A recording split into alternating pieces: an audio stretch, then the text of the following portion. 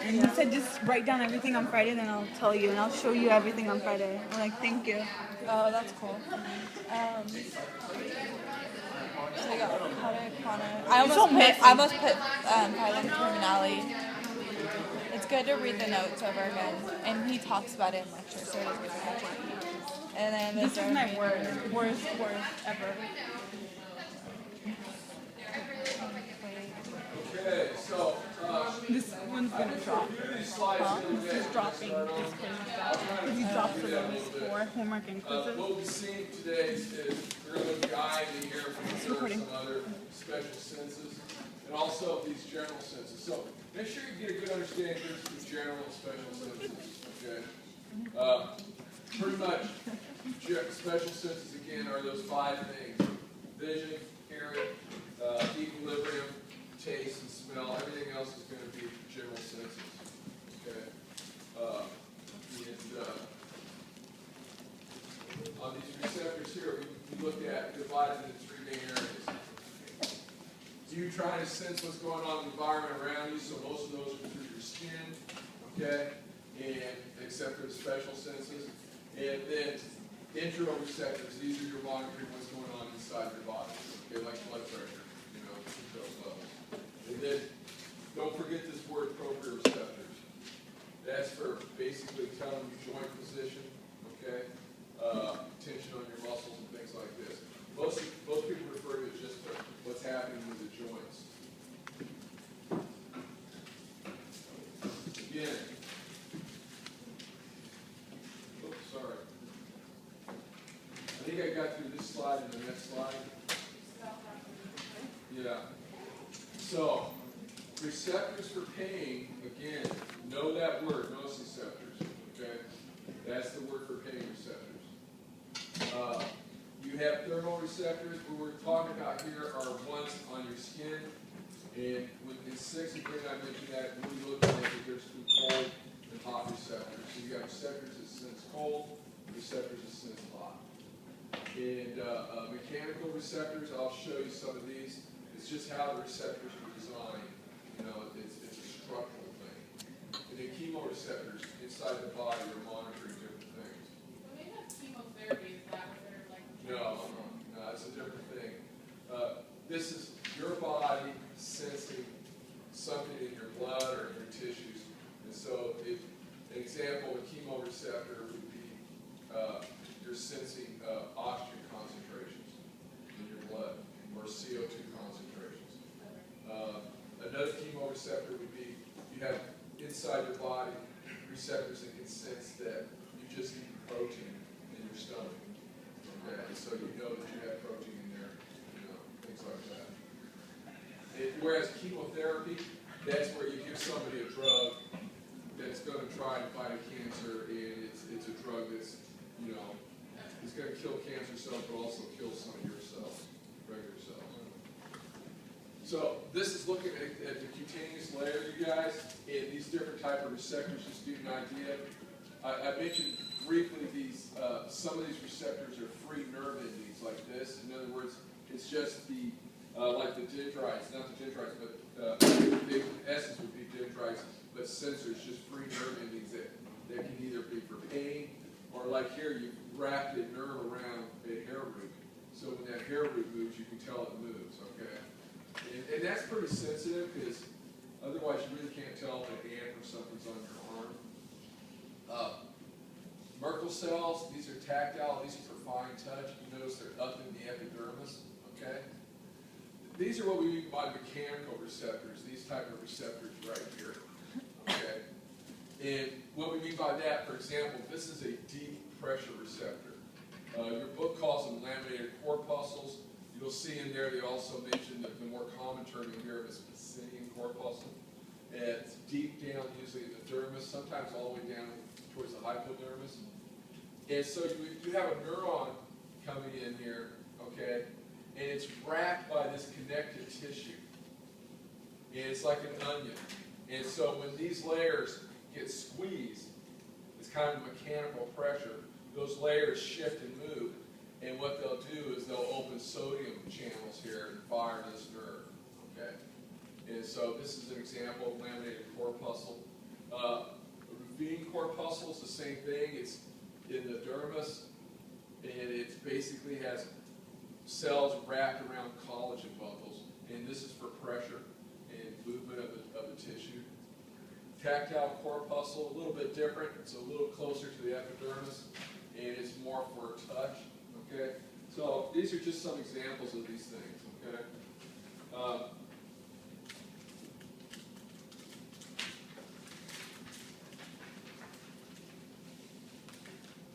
I think the book talks a little bit about this. I'm not going to get in detail about this. If I'm going to ask you anything, it probably would be about referred pain. Okay, the last one. But let me kind of just mention what these are. We're going to look at these closer in 6. Okay.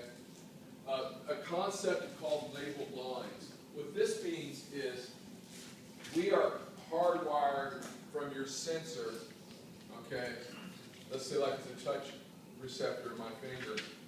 I have a neuron that carries into my spinal cord, and then it synapses, and a second neuron travels up, it synapses in my thalamus.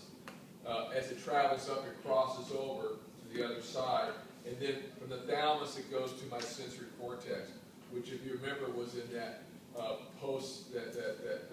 gyrus, the post-central gyrus. Okay.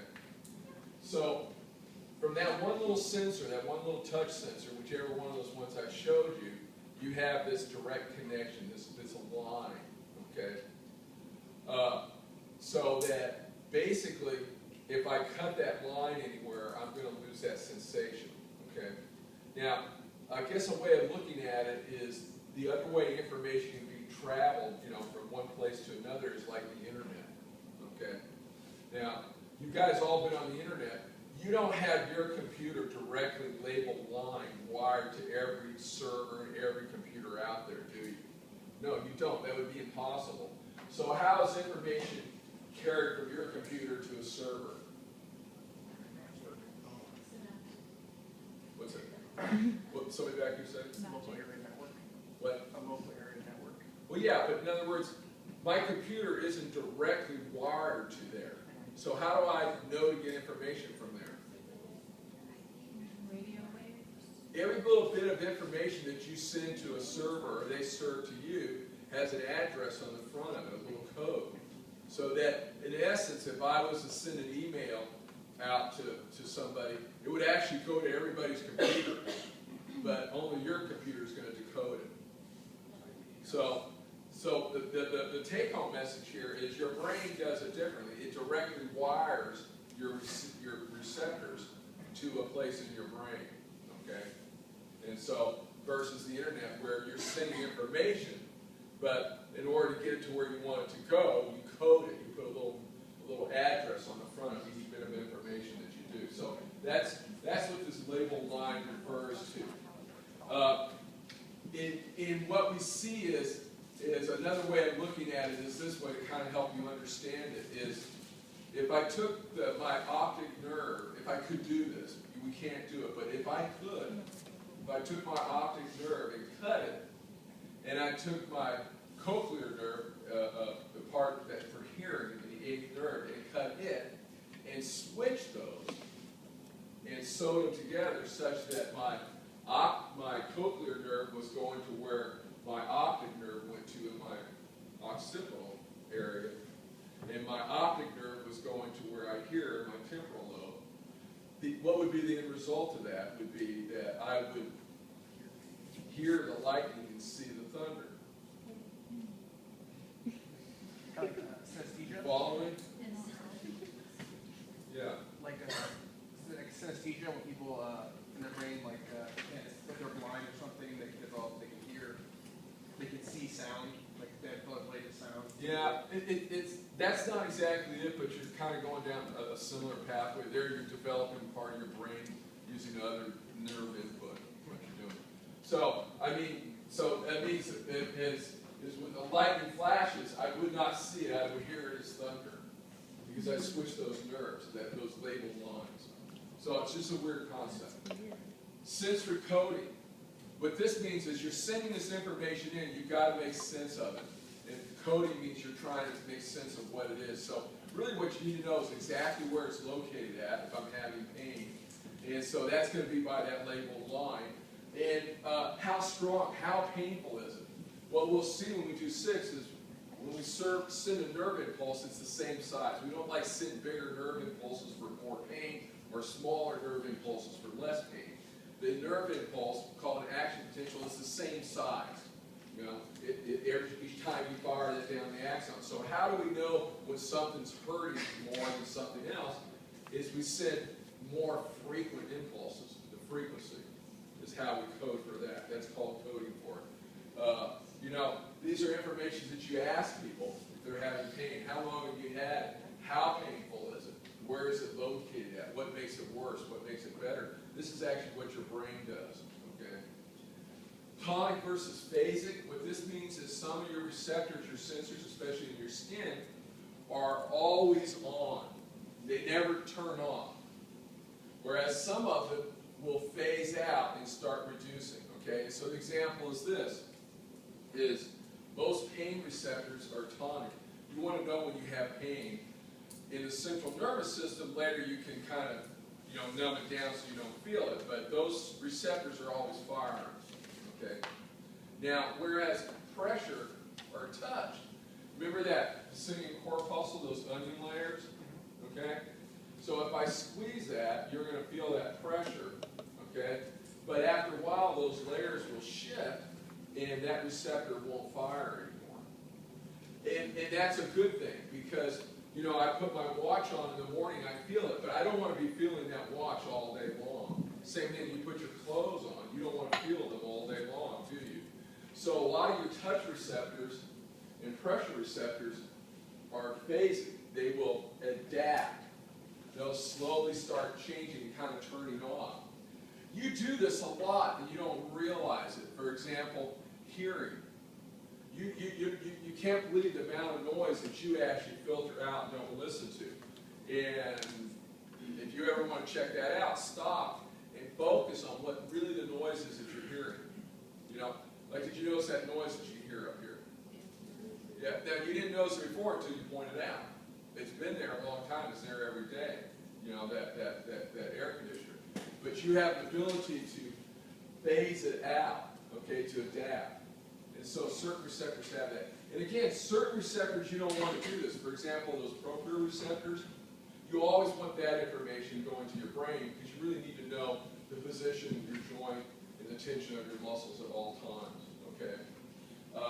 But you'll see that you phase things out all the time. You don't really realize it a lot of times. Referred pain. This is basically the concept. This is used clinically. Clinicians use this a lot, so once you start learning this, it helps you to diagnose a lot of things. This is how we sense pain inside, the visceral pain, like in either in your small intestines, in your bladder, your heart, your lungs, or whatever, okay? And so there's certain, basically, patterns associated with referred pain that once you figure these out, you can understand, you know, what's going on with somebody if they present. Especially the abdomen. The abdomen's like a black box. You can have pain in there. It's really hard to figure out what's going on. Okay. So the reason why it's set up this way, why you have referred pain, is because, remember that sensory cortex is for mostly stuff in the skin? Nowhere in that sensory cortex do you have like a spot for gallbladder pain. You know, where if the gallbladder became inflamed, it would, you know, activate that spot on the cortex, and you'd say, hey, I got gallbladder pain. Why? Because pretty much you would go through your whole life, most people will never have gallbladder pain. So what the body does, you have pain receptors like in your gallbladder, on the capsule of your liver, around your heart, you know, your stomach, your intestines. Those pain fibers, when they travel into the spinal cord through that dorsal root, they synapse at that point in that dorsal gray horn. They synapse with pain fibers from the skin and other tissue. And now they use those pathways. So they don't have their own special pathway. And so that's why with, like, for example, heart pain, people that are having a heart attack and feel that, what they'll feel is a pressure, okay? It will feel like it's in the skin and then deeper. And usually it's on the left side, but it will usually, it up into the neck and into the left arm. That's kind of the typical pattern. And so they'll say, I've got an arm and shoulder pain, you know, and I feel this pressure. They'll actually say, I feel like an elephant sitting on my chest, you know. And when you feel that, you won't say, hey, I'm having a heart attack necessarily, unless you know that type of pain pattern. For example, gallbladder pain. You'll tend to feel a fullness. A lot of people in the right upper quadrant, but a lot of people will feel it right in the middle of their back and up in their right shoulder. And they'll eat a fatty meal, and now they get this mid back pain. It really hurts, and it's like, you know, real dull and deep, and their shoulder hurts. They go, what did I do? You know, you can't get comfortable, and a lot of times they'll get nauseated. That's usually gallbladder pain. Same thing, kidney pain. You'll feel flank tenderness, pain here in the flanks, and it will usually radiate around into the groins. And same thing like a stone in the ureter. A lot of times in males, they'll actually feel like an irritation towards the tip of their penis. You know, they'll feel like something's poking their penis. And that's coming from the ureter, from the kidney down to the bladder. You know, they'll have that weird sensation like that. So, clinicians study these preferred pain patterns. It helps them diagnose things and understand what's going on, okay? For example, one of the appendicitis, you tend to have pain in the right lower quadrant. Well, you know what? There's other things that mimic that. For example, young girls having a cyst in their ovaries rupture. And there's been many appendix that have been removed out of young females that they take the appendix out and it's normal. You know, it's because they had an ovarian cyst, you know, rupture. So that's the whole concept of referred pain. Any questions about this? I'm sure some of you have felt this stuff before, in some way or another. We're going to go through special senses now, okay? Cranial nerve number 1, olfaction, okay? Sense of smell. You guys already know the nerve. It starts out here in the epithelium, the nasal epithelium, and goes through the cribriform plate and synapses with the olfactory bulb. And then from there, this travels back towards the temporal lobe, okay? So basically, I'm not going to ask you the details about this, but it's kind of interesting, the sense of smell. There's that cribriform plate right here. Here is your epithelium, and in here you have actually neurons, okay, olfactory neurons. And what they do is they have these, this is like cilia, but they're a lot longer, okay? They're called like steatocilia. And these sit down, they stick out a little bit further from this bulb. They stick into the nasal passageway, and this area is covered, basically coated with mucus that's secreted from these glands, these olfactory glands. So in order for you to smell something, the particles, odorants, you have to actually get them into that mucus. They have to mix in with the mucus, and now they can attach to the cilia, and basically depending upon the combination of cilia that gets stimulated, you can tell different smells, okay? Now, smell goes along with taste. Some people have better smell receptors than others, okay? And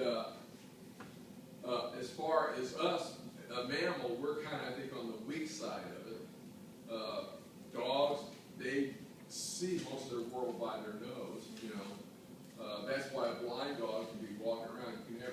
Blind dogs, you know, they're out there all the time. They don't seem to, you know, they get around okay, you know, because they can smell things.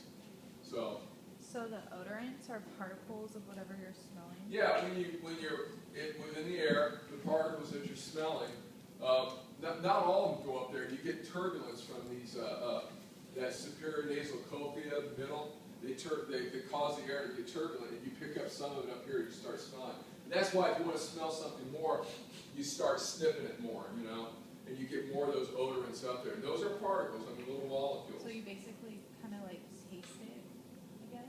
Yeah, sometimes you feel like you can taste it, huh? Gross. Yeah, knowing this now, when you go into a public toilet and you go, what are you smelling? The particles. What? You think it was like magic waves out there? Yeah, that's pretty pretty much what you're smelling. Yeah.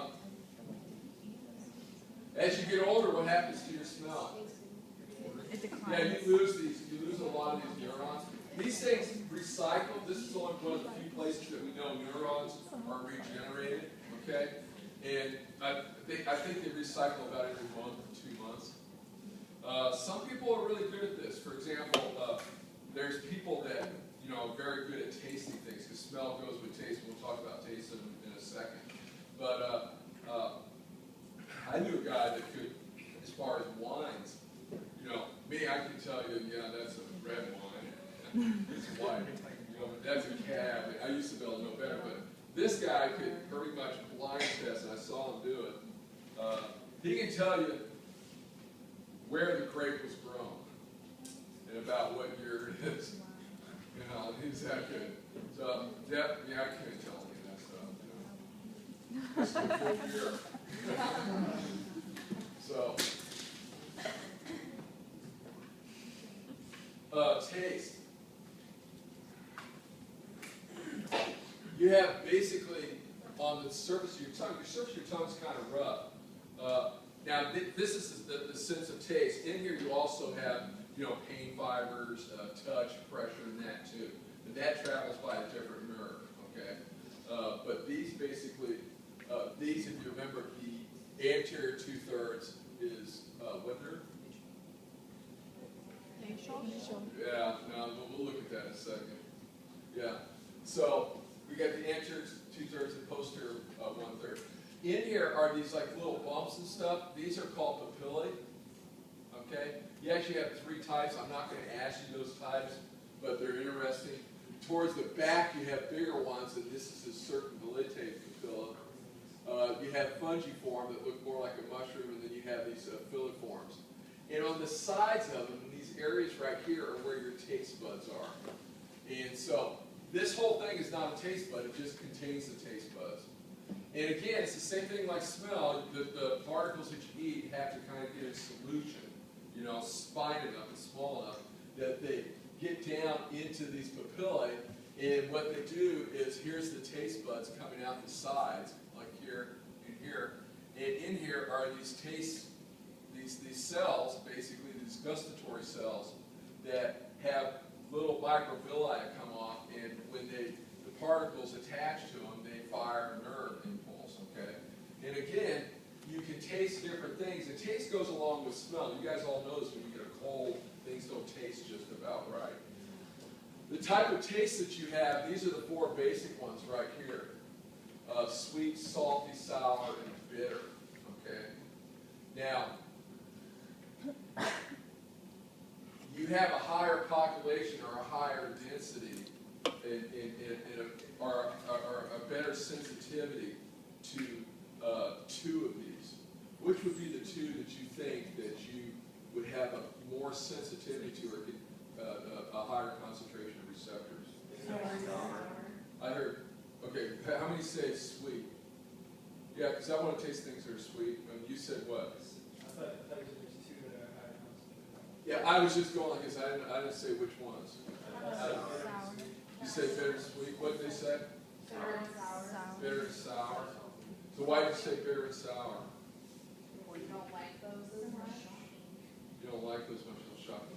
Because you should be able to taste if something's like poisonous or not. Right, to yeah. prevent- So look at it from a survival point of view, evolution. It's great to know when things taste sweet and salty, but what I really want to know and have a sensitivity to, things that I shouldn't be swallowing.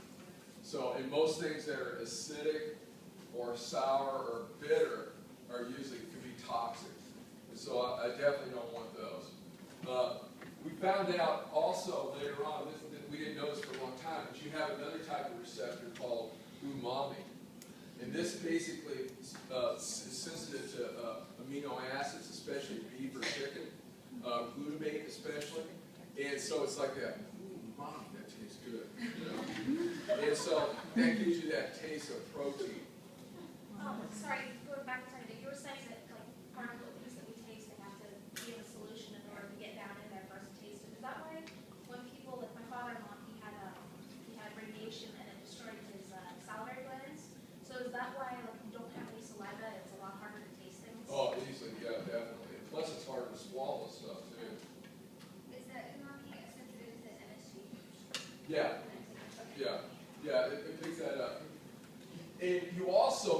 back here in the back, especially in the back of the tongue and the pharynx, you have water receptors, which we didn't know about. This actually gives you that taste of water, which is really appealing taste.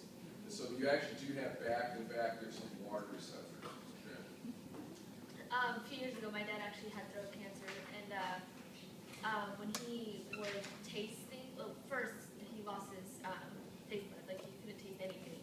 But then once he got off radiation and chemo, then when he would have something, even like chocolate or ketchup, it was spicy. Would it taste spicy too? Yeah, like he couldn't, to the point where he couldn't even handle it. Oh, And that's he- interesting. Eventually, he's back to normal. Now he'll have hot sauce, like it's no big deal. But in the beginning, it got to the point where, yeah, like chocolate or tomato, anything acidic, was just, he couldn't handle it. It was that sensitive. And then cotton mouth, obviously, like. Yeah, that's pretty interesting. You'll see people also that get chemotherapy and all, their taste sensations really get crazy. Things taste very metallic to them. He also said like chalky. Yeah, chalky taste Yeah. and stuff. And it's really bad. I mean, it gets to where they don't want to eat. They don't even want to eat. Older people, as you get older, I told you, you lose your sense of smell, and also taste goes with you. And that's why you'll see older people, you see it all the time, little lady that just slaps on the perfume and walks into the whole room stinks. Well, that's because she hasn't put a lot on for her to smell. She wants to make sure she smells good. So as you get older, know that, you know. You put your perfume on and ask one of your kids, hey, how do I smell? Mom, you put too much on. This is showing you those cranial nerves that are coming from the taste. And so remember, the anterior 2/3 was, again, like you said, facial. Posterior 1/3 was 9. And also vagus nerve has some input here too. And it's going up towards that temporal lobe. So, ear. We'll do the ear and then we'll do the eye, you guys. And that's what we're going to study next week in the lab. Is we'll look at the ear models and things. Okay. So, first off, remember this is vestibular cochlear nerve, and this is all taking place in that temporal bone. Looking at this, let me see here. Yeah. We're going to see that we're going to divide the ear into 3 main areas. I'm going to show you in the next slide. The external ear, middle ear, and inner ear. And we'll look at the structures in each of them. Okay. This is actually not too bad. So here's your division. Outer ear, middle ear, or external ear, inner ear. Okay. Your ear, pinna or auricle. Remember that's that elastic cartilage. It's now become a real good thing to decorate, you know, in different ways. You know, which is kind of cool. You know, hang anything off that you want.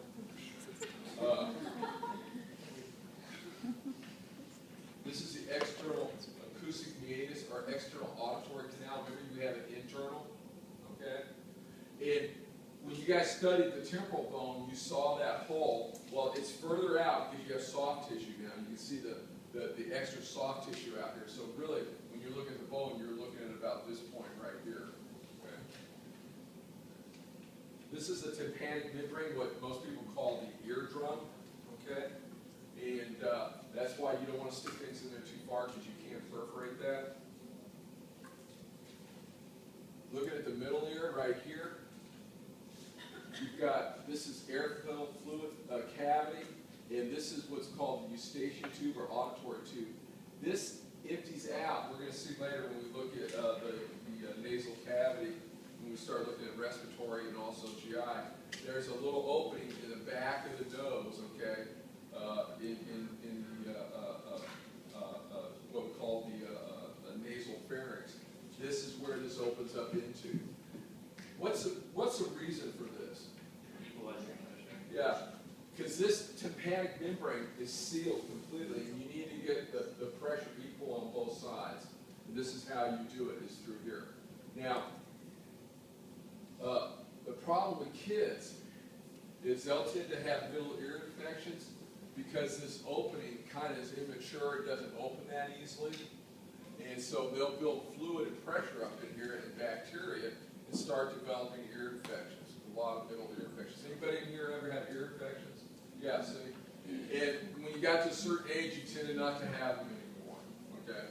I'm not assuming, is that why you get, like, I get ear infections anytime I get sick, and anytime my nasal passages get clogged up, I get ear infections. Right, because the same thing as causing your nasal, your sinuses to be plugged up, is you're getting the same swelling around here, and it's closing this opening off right here, okay? Okay, so this is again why when you got in an airplane, you go up, you have to equilibrate, and what you're doing is Valsalva, popping your ears, and you're feeling that eardrum move. If you go down too low or too high without equilibration, you can blow your eardrums out. So when kids have a lot of middle ear infections and they put tubes in, is that their canal that they put in? No, okay, yeah, so kids get tubes for their ear tubes. What they do is they come out here and they bore a little hole right through the tympanic membrane. They put a little silastic tube right in there. So it makes a passageway right here, is what they do. And they stay in there or they'll fall out. Sometimes they have to replace them. So what they're doing is they're venting this middle ear out this direction. Okay? Wouldn't it make more sense to put it in that canal versus out to where, like, 'cause I know my cousin has tubes and she can't take baths or put her head underwater because they don't want that water Yeah. getting in. There's no way to get a tube in here that's going to keep this open. Right. Yeah, believe me, they're doing it the easiest way, the Yeah. best way they can. Yeah. This is back in the nose. I don't know how you would be able to get a tube in there. You can get a tube in there, but I don't know how you would keep it in there. You know. So, and some people really have problems with this. You know, I did. I can't hear out my left ear because my parents didn't understand ear infections, and I lost an eardrum on that side because of it. You know, and it had to be grafted. Now I can't hear very good, but I actually use that to my advantage. Exactly. My wife's over here on this side, and I lay on my good ear. I'm sitting there smiling at her. And Bon's going, "Are you laying on your good ear?" No. So again, that's your station 2 auditory tube. And again, this will explain to you why if you get on an airplane and you're going to sit next to little kids, that's why they start crying and screaming, because as they change altitude, they are having trouble equilibrating their ears, and that's why they're starting to scream, because they're hurting. It starts hurting. You know. So don't blame the little kids. Blame their parents for bringing them on there. There's that whole thing of like yawning, making yourself yawn. What does Yeah. that do? You're changing, you're moving the muscles around there, and it's popping that open. And so you can feel it. Yawning or chewing gums or Valsalva, where you push pressure in, either one. So here you're at, here's that tympanic membrane. And you have 3 auditory ossicles. We're going to look at these in the lab. They have joints between them, and the malleus, incus, and stapes. You need to know these in what order they're in, okay? So the one that's attached to the tympanic membrane is the malleus, and that's attached to the incus, it's attached to the stapes. Now the stapes, the foot of that is going to be attached to a window right here called the oval window. So this is purely a mechanical thing that takes place, and I'll explain it away, but a little bit further down the road. But here, external auditory canal, or meatus, you've got sound coming in. The sound is just pressure waves. And so what it does is it moves this just like a drum. That moves the malleus, which moves the incus, and moves the stapes. And we're going to see the stapes is on a window that's going to push fluid. Okay? And so this is purely mechanical that's taking place here. This is a tensor tympani muscle. You don't need to know it, but I thought I would present it to you. You've got a couple muscles in here. You go, why do I need muscles in my middle ear? And you notice it's attaching to this malleus. When air hits this is a big surface, and it transmits it down to a smaller window, and so it actually gets amplified. And so what this muscle for is a protective, that if you got a big movement in that tympanic membrane, it's supposed to stiffen this up so you don't push so much on the oval window to protect your inner ear, so you don't blow your hair cells out. Okay? The problem with this is it doesn't work that good. And so that's why if you do hang around huge speakers real close that are real loud, you will lose hearing. That's why you're seeing most musicians now wearing what? Yeah, these are specially designed earplugs. They're expensive. I think they run up to $1,000, you know, because they're form-fitted and they let certain noise in and they prevent these injuries. They didn't used to wear that stuff. Look at the old rockers, you know, and stuff. Those guys can't even hear, you know. They didn't even think about it. They're just up there, the louder the better, you know. But now they're suffering, you know. Here's the Stapes. You're going to see underneath that foot plate is going to be an oval window. We'll talk about that. And then this is going to be called the round window. And we'll talk about what these windows are, okay? Here are the bones. No, you're not going to have to tell me one from the other by separated. We're going to see these together on a model, okay? But here's the malleus, incus, and stapes. You see the stapes looks like a stirrup, you know, like you ride a horse. This plate, this base, is what sits on the oval window right here. Inner ear. Now this is inside the temporal bone, so it's in there. It's surrounded by bone, okay? And you have three main areas that we're going to talk about, okay? We're going to talk about these circle things here. There's three of them. They're called the semicircular canals. That's going to be for equilibrium. This area that connects between here and this cochlea is called the vestibule, like the entrance, okay? We're going to see that's also going to be related to balance, mostly for gravity, sense of gravity, and acceleration, deceleration. And then this cochlea that looks like a snail, that's your sense for hearing. That's where you're going to hear things with, okay? Is the cochlea, the snail thing, is that a bone? It's encased in the bone, yeah. It's a bone, okay. Yeah, right, exactly. What two nerves are those? Facial, vestibulocochlear. Yes, 7 and 8. So I'm going to come back to this slide because if I show you one little picture in front of it, it's going to make this make a little more sense. Okay? So remember, all these three areas are inside the temporal bone, so they're surrounded by bone. So these are really, what this represents is these are canals kind of cut out in the bones, passages in the bone. And very complex passages that twist and turn. A term for that is labyrinth. Okay? So in other words, like a labyrinth would be like a hidden passage that turns, you can't find your way around. So that's how we look at these as labyrinths. Now, so all these things here are dug out in the bone, okay, as these passages. And if you took a cross-section of these, this is what it would look like. You'd have the bone out here, and this is the passage through it, okay? And so that would be called the bony labyrinth. Now, in the middle of that is a membrane of connective tissue. And so that would be the membranous labyrinth. And there's different fluid inside of here versus here. The fluid in here is called endolymph. The fluid in here is perilymph. And they have different concentrations of stuff, okay? We're not going to get into that. But suffice it to say that this is just all these passages, and so you got the bony labyrinth, and inside is a membranous labyrinth, okay? And your body's going to kind of use this for hearing and for balance. So I'm going to go back to this. So this is out of your book, and what it's doing is it's showing you these labyrinths, the membranous and bony labyrinth. So you have the bony labyrinth, and in there was that membrane. Inside the membranous labyrinth is endolymph. Between the membrane and the bone is perilymph. Okay? So you got two types of fluid here. Okay? And what we're going to see is for both balance and hearing, we're going to move the fluid. The movement of the fluid is going to dictate what you hear in your balance. Okay? And so this membranous labyrinth can be divided in those areas. The cochlea, that's going to be fluid in there, and that's going to be for hearing. Or the vestibular complex, which was the vestibule and the semicircular canal. And here, you're going to see it's going to be made up of the semicircular canals that are going to be for rotational balance, you know, when you're moving, you know, in three different directions.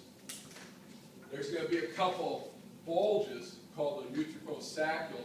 This is going to be for acceleration and for gravity sense. Okay? So bear with me. It's all going to come to it here.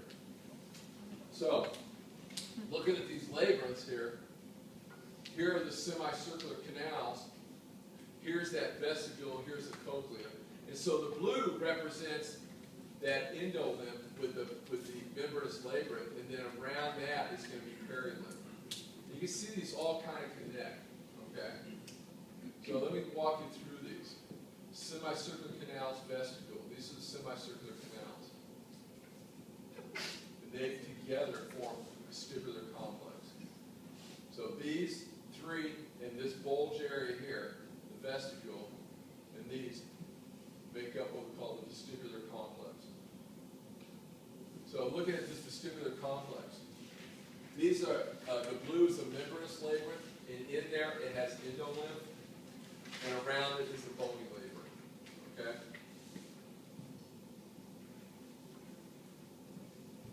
You got the semicircular canals or ducts, and the utricle is saccule.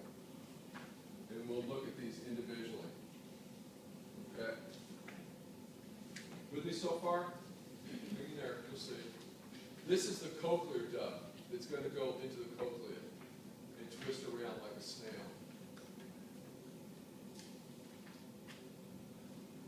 At the base of each of these semicircular canals is a little swollen area, here, here, and here. That's called the ampulla. And within the ampulla is a structure called the cristae. And I'll show you what the cristae is in a second here. So at the base of each of those circles is that ampulla. And in there is going to be this complex called the cristae. The macula is inside of both the utriculosaccule, another structure that we're going to look at, the macula. Okay? So macula cristae. Before I show you the next picture, it's kind of explain what's going on here. Okay? For static equilibrium versus dynamic. What do we mean by static versus dynamic? Still or moving. Which one's moving? Dynamic. Okay.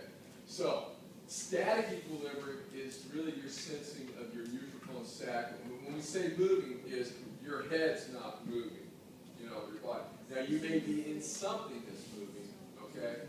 But your head's kind of held still, okay? Whereas dynamic equilibrium is when your head's moving around. So that's going to be sensed by these semicircular canals. This is going to be sensed by the utriculosaccule. And in there is going to be the macula. In both of these, and also for hearing, you're going to hear this thing called hair cells. And I'll show you what those are.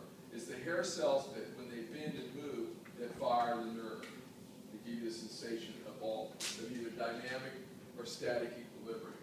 So this is really getting triggered by a sense of gravity and acceleration, deacceleration. Your head's still staying, but if you're an elevator going up or down, or if you're falling, these would trigger. These are going to be basically for movement. Okay. So, here's that temporal bone. We'll look at the semicircular canals first. Here's the temporal bone. You can see the placement of this. Okay. Here's the three semicircular canals. So they're monitoring motion in three different planes. So you have like a lateral, posterior, anterior. No, I'm not going to ask you which one's which. Okay. Just know that this is for dynamic movement. And so, if you look at these, there's that endolymph in there, okay? And at the base here was that ampulla with the cristae in it. So here's the cristae, okay? And here are the hair cells. And this endolymph is in here. And so what's going to happen is if that endolymph moves, it's going to move these hair cells, okay? And this next picture kind of shows you. So if you're rotating and you're moving, that fluid moves and it bends those hair cells, and they fire the nerve, and that gives you a sensation of movement, and you can tell how you're moving. Okay, and so that's helping with balance. Okay, equilibrium. Now, Now, this is what happens in some people is they get an infection in here and they get currents moving in there. And what do they get? What happens to them? Vertigo. Yeah, and vertigo is very severe. Your room is big. You can't even stand up. Okay? You can't even stand up. So Can heat stroke cause vertigo? I think so. I've heard of that. You get very dizzy. You get very dizzy. I was going to say something like this, but now I forgot what it was. It might come to me. So, vertigo. Oh, it's right on the tip of my tongue.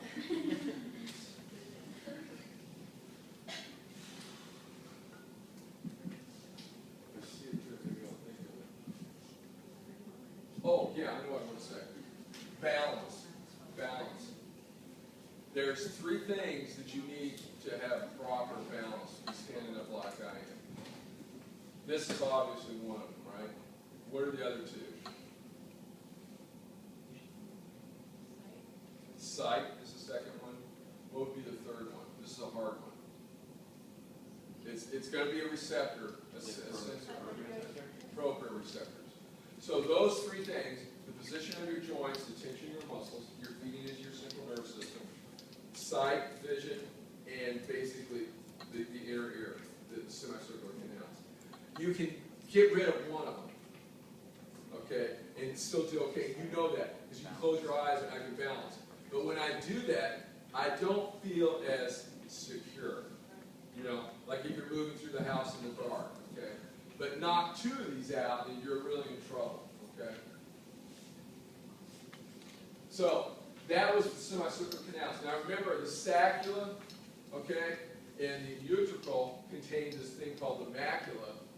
And this is what it looks like. Remember those two are right here? This is for that static equilibrium. So what you have here, this is kind of interesting. You got those hair cells still, okay? So that when these bend, they're going to fire a nerve impulse. And we put some gelatinous material on there, and on top of that, we pile a bunch of rocks. Okay, these are actually diamonds. Yeah, real small diamonds. Okay, not really diamonds, but this is what they look like.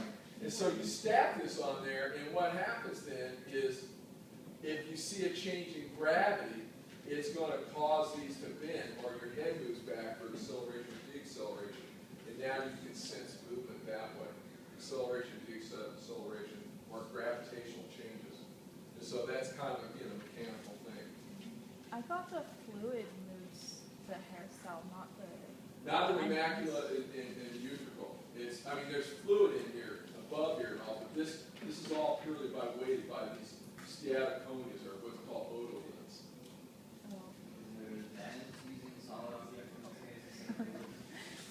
Yeah, because you're getting weight with it, So really, you're trying to sense a difference in weight, because even with acceleration, you're pulling G's, increasing your weight. So the inner ear and cochlea. You have three ducts here. You'll see some books called scalas. Scala media, tympanic, vestibular. Your book uses a cochlear duct, tympanic duct, vestibular duct. Inside the cochlear duct, you have endolymph. Inside these other two is perilymph. Now, remember that stapes connects to the oval window? This oval window goes in and becomes a vestibular duct. And we're going to see it's going to wind around up to the apex of that stem, and then wind back down as the tympanic duct, and then it'll connect to the round window. And in between is going to be this cochlear duct where we have this organ of Corti. Let me show this stuff to you. This is how you hear. So, remember you had tympanic membrane moving by sound. It moved the malleus, the incus, the stapes. How can you remember that? Don't miss that. M-I-S. Okay? Malleus on the membrane. Stapes is going to be on the oval window. So here's the stapes. It's pushing on the oval window. Okay? And that is connected to the vestibular duct. Okay? Which is, let me show this, they show here, is the top duct. You see these three right here? This is going around like this. And so the oval window is pushing on the perilymph in here, okay? It is moving it. It moves all the way up and then comes down in the tympanic duct and moving that. And basically, the oval window then bulges. So this is, you're taking movement of air, you're moving a membrane, you're moving bones. Now you're pushing fluid. And in hydraulics, fluid is not compressible. That's how you're out here with these big things, these graders and diggers that are moving things. You're using hydraulics. They push a plunger on one side and move something else here. Well, this is what's happening. You're moving fluid. So if you move that oval window in, the round window bulges. And the fluid in there is moving, okay? Is what's happening. So we're going to see the fluid pushes in here, goes all the way up, connects, and comes all the way down, and the round window bulges out. So you're getting a movement of fluid, you're going to have some waves in there.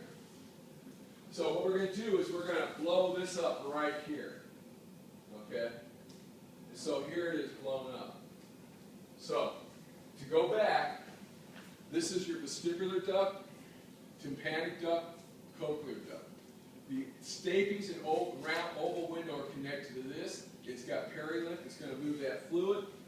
It goes all the way up and then comes down this duct.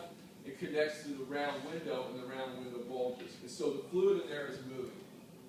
Now what happens is, as it moves, this middle part, this cochlear duct, it's going to move this organ of Corti. Now take this and blow it up, and here it is.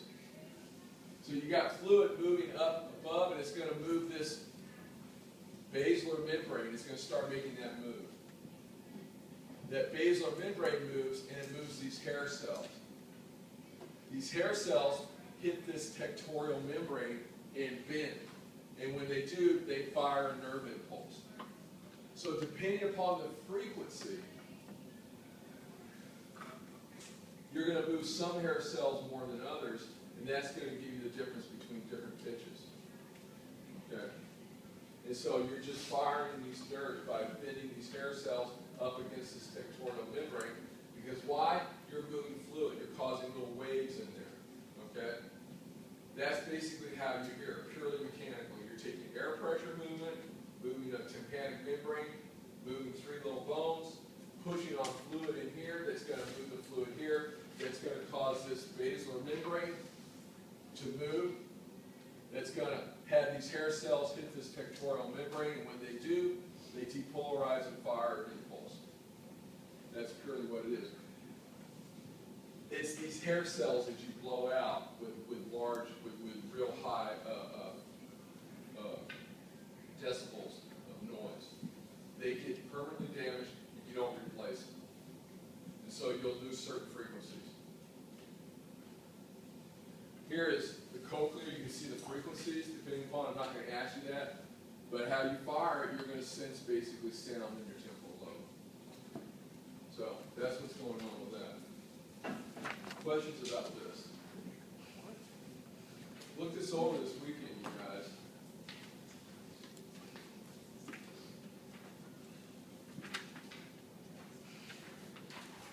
Remember, eyelids are called palpebrae.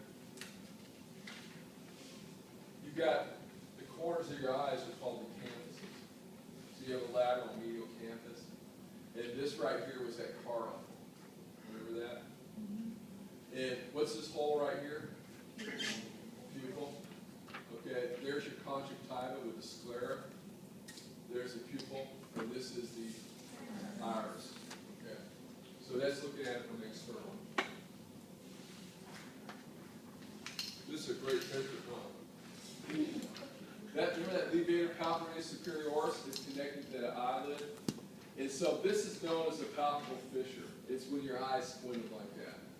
So if you ever see that concept out there. Lacrimal gland, lacrimal apparatus, right here. So you're making tears and they wash over. There's actually ducts that connect here. See right here? You're making the tears and they're washing over the cornea. You've got to have tears for your cornea. If you don't have those tears always over there, your cornea dry out and they ulcerate. And there are some people that don't produce tears, that's a problem. They have to keep putting drops in their eyes all So remember, we didn't have this in the lab, but you had these little canals collecting it into the lacrimal sac. This is where that lacrimal punctum would be. And then this is the nasal lacrimal duct. I know I just have lacrimal, but it's really nasal lacrimal duct. That empties into your nose. And again, somebody mentioned, well, you know why when you cry you get tears coming out? It's an overflow issue. You're making too much tears that you're not able to absorb them all. Okay?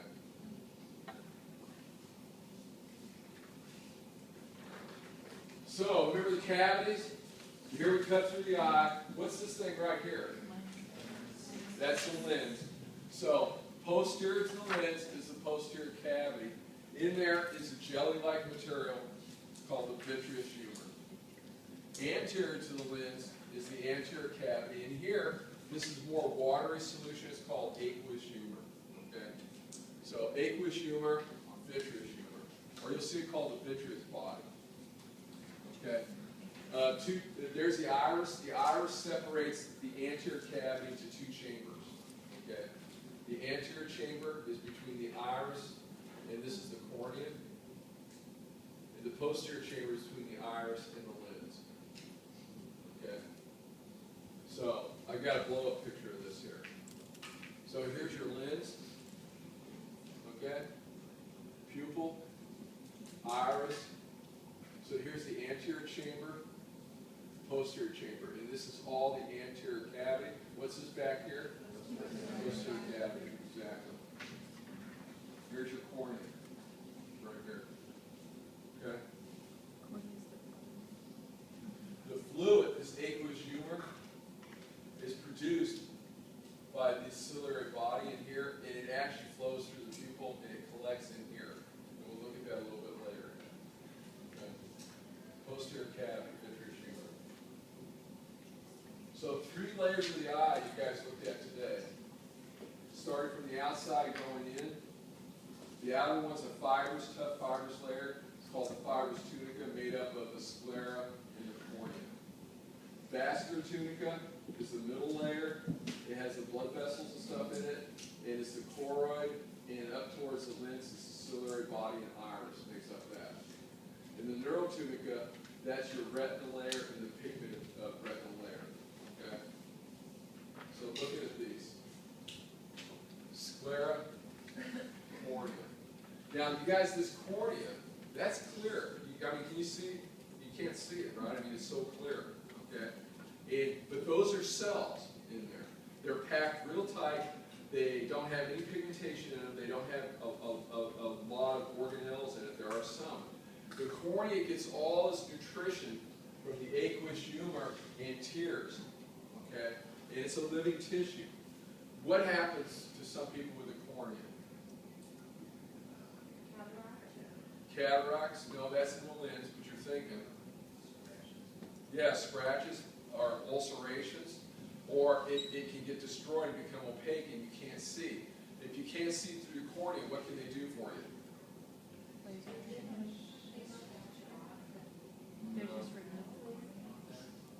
Corneal transplants. So they'll remove the cornea and put somebody else's on there for you. Yeah. And so that's one of the frequent organs that are harvested are corneas and for transplant purposes. Okay. Now, for people, there's a procedure called LASIK. And who's that for? Who gets LASIK? Yeah. Did you get it? No, but I just People with just that. Nearsighted. Yeah, nearsighted. And when you say nearsighted, what do you really mean? You can't see far That away. you can't see far away. So you don't use LASIK for farsighted, for people that are having trouble reading, that you can't do it. And so does anybody know what they do, how they do LASIK? Yeah. Right, they're shaving the cornea, they're reshaving.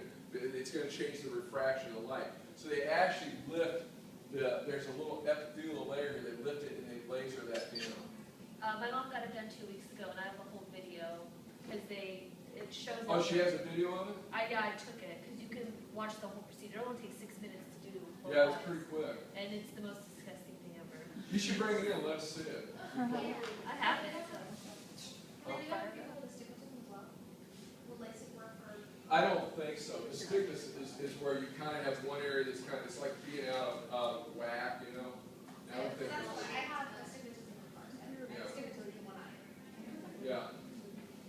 So that's what they do with the cornea.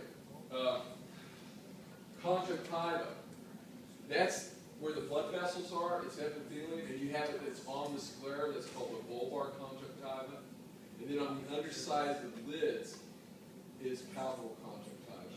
And so that's what when you got a red eye or whatever, a pink eye or inflamed conjunctivitis. That's what's getting red. Not the sclera isn't getting red, but the blood vessels and everything over the line in the conjunctiva. So why is it some people get like constant red eye whereas others don't?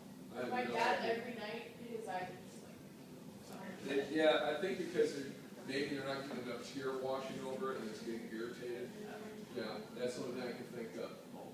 And again, the only time you see that palpebral conjunctiva is if you flip your eyelid up, and again, that was that kid in 4th grade or wherever always did that. I hated that person. Well, I was like looking at that. Vascular tunica is the iris, ciliary body, and this middle layer right here, choroid. Okay, so this is where most of the blood vessels are running and stuff that are feeding these layers.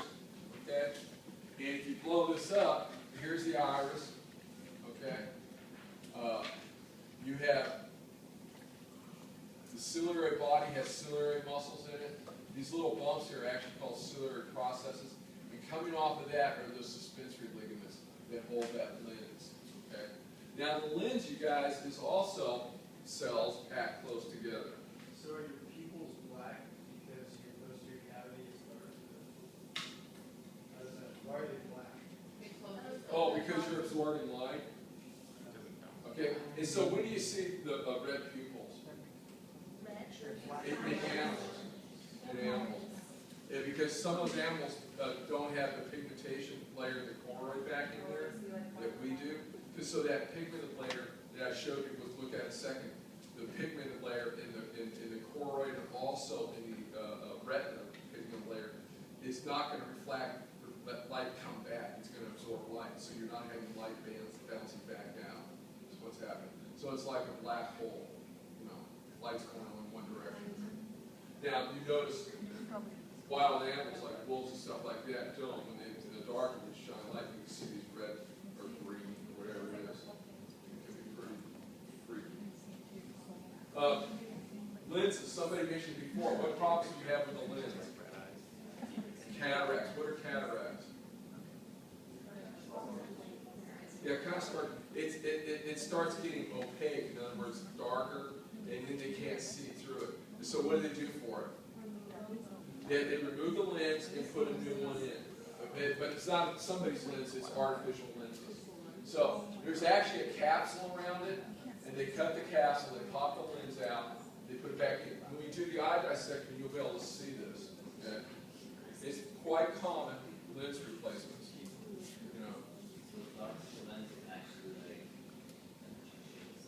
Yeah.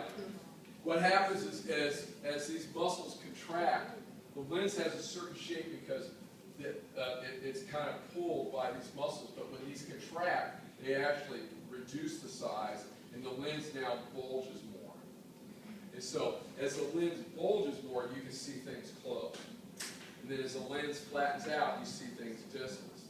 What do they create the artificial lenses out of? I'm not sure what it is, but it's they work pretty good. They're clear. Now, I've got a friend who did mine because in my 40s, I woke up one day and couldn't read anymore. Because, as you get older, you can't see close. And I got to where I couldn't even see the clock by my bed, or I couldn't see, I couldn't make out, how fast I was driving or anything.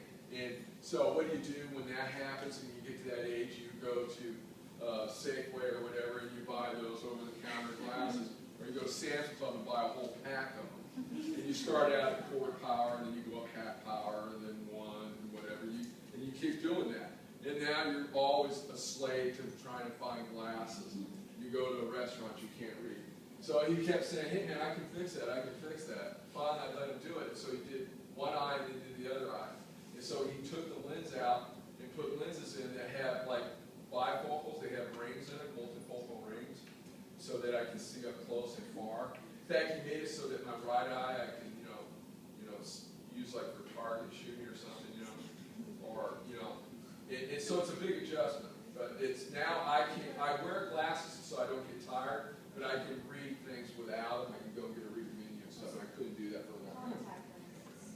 Yeah, what about? That's what you're talking about, you got different contact lenses? No, I had this replaced.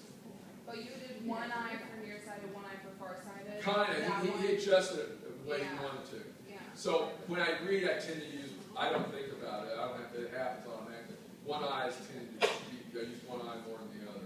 Same thing with looking. In fact, when I first did it, for about, when first both the eyes were done for a while, I think my brain wasn't used to it, and so one eye would look off this way.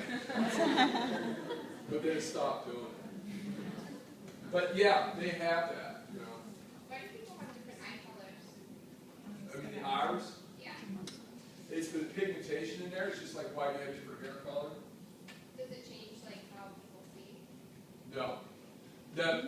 The only change is that the people that have problems with seeing because of pigmentation are albinos.